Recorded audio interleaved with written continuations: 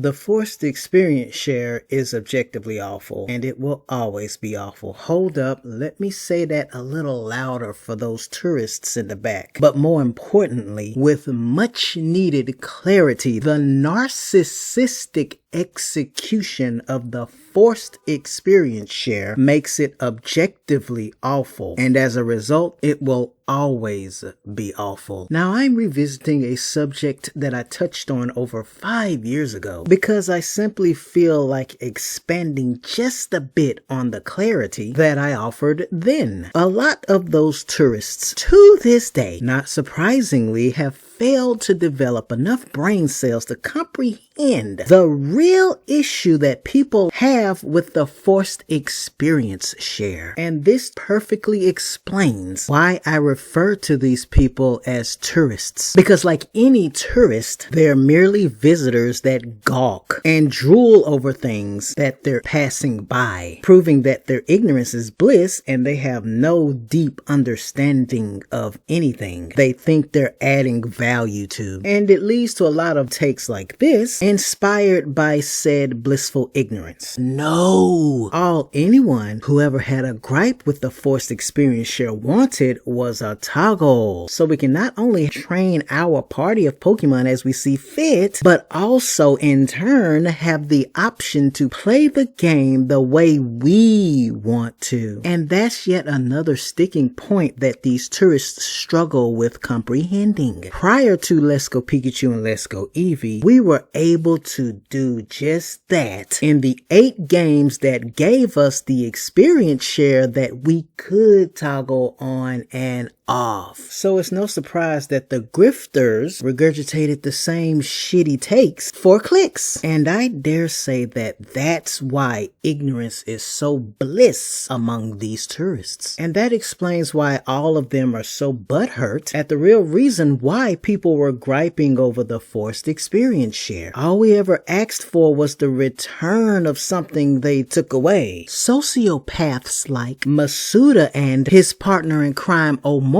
loves to spout narcissistic bullshit like this to try and distract you from the fact that they want to control your experience and the way you play your children's games, despite the obvious anti-consumer consequences that come from this poor game design and execution. You mean to tell me that I have to bench any and every Pokemon that I don't want affected by the party-wide experience share? Wow, that's totally not unnecessary, unlike before where I had an experience share that let me focus on specific targets, namely the Pokemon I actually want to train, because practically I could turn the party-wide experience share on and off. That's the difference between something intuitive and something counterintuitive. It also didn't help matters with games like Sword, Shield, Scarlet, and Violet when they released additional and paid content that they actually expected you to be challenged by. I know that the Indigo Disc portion of Scarlet and Violet gets touted for being challenging, but is that really true, or is that just something else? The tourists and grifters alike are grossly exaggerating, because to make that claim means that you must have conveniently forgot about the forced experience share that will inevitably overlevel your entire team. Yeah, nothing is better than additional content that you have to pay extra for being nothing more than a complete joke that you can steamroll, since you've already beat the main campaign in the base game with your team of level 100 Pokemon. Another thing the ignorant tourists fail to comprehend, and even realize for that matter, is that we already have enough hand-holding and quality of life shit in the games as it is. Let's see, there are rare candies that are literally handed out to you like candy in modern Pokemon games like never before. There's also experience candies, and there's even various game mechanics that serve to do the same thing to your party. Every loser wants a star. So it turns out all of the drama behind the forced experience share is nothing more than engagement farming from visitors who have no love and understanding for said franchise. And the gripe for the forced experience share is from everyone who actually played a Pokemon game, not appreciating a couple of narcissists taking away the player's choice in how they played their children's game of Pokemon through equally narcissistic and sociopathic game design.